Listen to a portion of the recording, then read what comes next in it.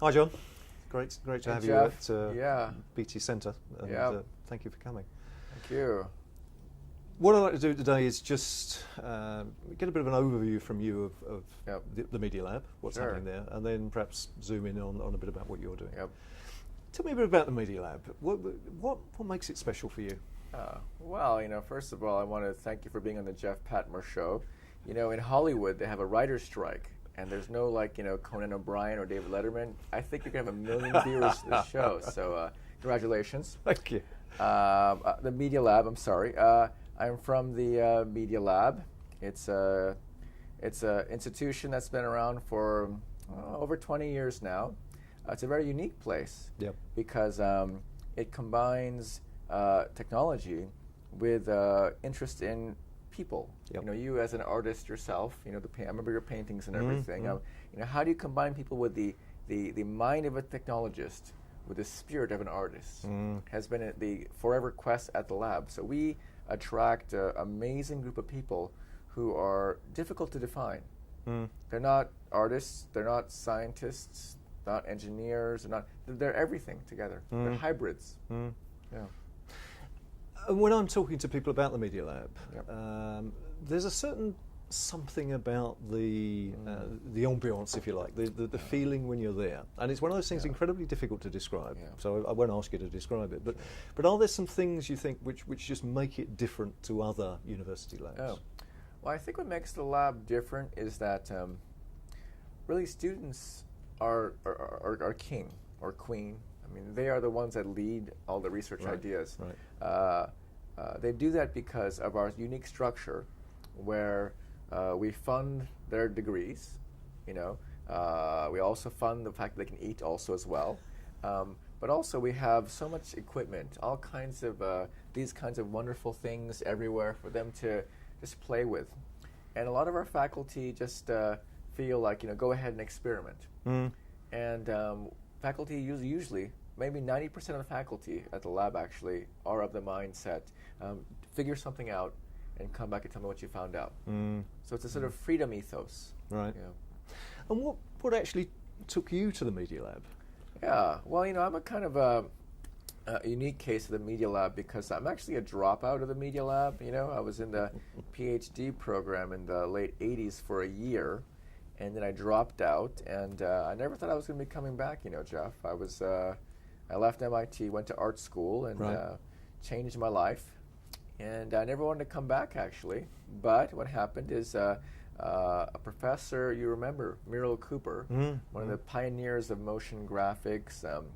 The fact that we used anti-alias type, the blurry type, to make it look... A lot of her early work was about making the computer a more elegant system to use. Right. And she passed away in 94 at a young age, actually in her late 50s, actually. And the lab was looking for a person that could try to fill her shoes, and so I emerged out of the dropoutedness. And I got to tell you, you got to love America for some things. And one of them is this sense that, I'm a dropout of the program, but I came back as a professor. And that's very odd. It was a little bit awkward also. I remember some of the people who kicked me out, actually. So, you come back and they're like, hey, hi, I'm back, and I'm one of you now, and that was just unique. So, okay, what are you doing at the moment? So, first of all, what's the work look like? But what's really motivating you at the moment? Well, what's motivating me right now is I have multiple roles at the lab. Now I'm the associate director of research, which means I have a lot of administration. Administration is fun, isn't it? No. Okay, this is a candid conversation. Yeah, administration is an interesting kind of thing, my new hobby, I guess. And I'm trying to understand, how do you assist in the management of a lab that's a free-willing lab? Yeah. It's a bottom-up lab, and how do you help people who are so free be even freer? It's kind of hard, because that's been a complete excitement for me in all dimensions. So much so that I'm actually so much interested in it that I want to do more of this, I think. Really? More administration. Oh, yeah. It's worrying. Worried a bit? Yeah. So many people are, actually. Yeah. Well, it's because, when you when you make things, you make an impact. Yeah. You know, I mean, I was a computer scientist. I can still write code and everything. It's great. It feels good, you know. But the world isn't about computers. It's about people. Yep.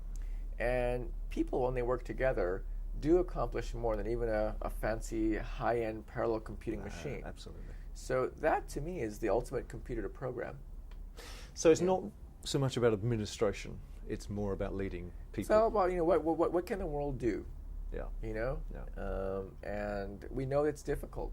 It's impossible for the world to get, quote unquote, better or change. You know, everyone will say, you know, I mean, just don't work so hard.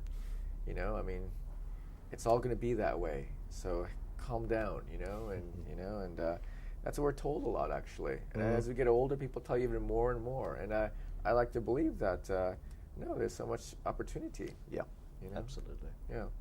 So you like this role of, if you like, a senior mentor?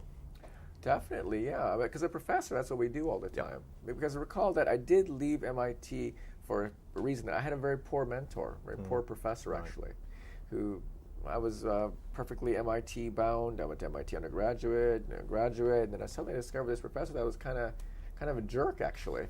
You know, and I was kind of like all kind of bright-eyed and wow, what is this? You know, so I got disillusioned by mentors. Right. So when I came back to MIT, I swore not to become like that. Yep. So that was an exercise. Yep. The best thing about having a bad mentor or a bad boss is you try to not be like that. Yep. Bad boss or bad mentor. Right. So I can see your motivation now. Yeah. What about the future? So where do you see your area going longer term? Yeah. Well, you know, I think that technology is just so amazing what we can do. I mean, we can make absolutely anything now. You know, we have 3D printing facilities now, 3D color printers, so I can like draw a 3D model of this wonderful device and hit print, and within 40 minutes, a color replica of this comes out, and that's like, and with a hinge also, you know. So what is that? So I think we live in an era where anything can be made, but we don't know what to make. Yes. And so I think technology has outpaced culture 1,000-fold. In the arts, people aren't sure what to make anymore because there's so much to achieve. You know, last night I had dinner with a well-known French designer, Patrick Join, and he's like doing like the Eiffel Tower's top restaurant, very very top designer, and he's very non-computer. You know, he swears against the computer. He says because when you're designing something on paper, you know the limits. So you can actually you know the constraints, you can go after it. On the computer, there are no limits. It's infinite canvas, infinite time. As a human being, we're not used to living in that space. No. Yeah.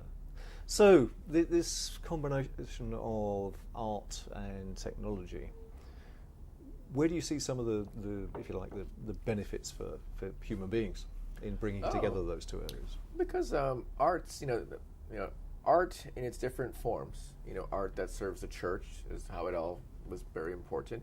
You know, art that serves the art market right now. Hugh Grant, this last 2 weeks ago in New York, he bought a Warhol for $2 million in 2001, and he sold it for $23 million.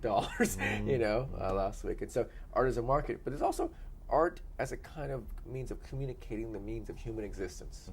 You know, the state of humanity is communicated by art. So in that sense, technology has been our medium, yet artists have not mastered that medium yet. That's a problem. Right. So that for you is a challenge, yeah? I think so, yeah. Right. Okay. You know, That's great. BT's been a long time partner of the lab, and I think some days you're wondering like, well, why are we partners of the lab? You know, what is it? And you find out it's because there's so much at the lab, opportunities sitting there, and you have a team there mining that opportunity in every which way, and it comes back, and we share, and it's a wonderful relationship. So thank you.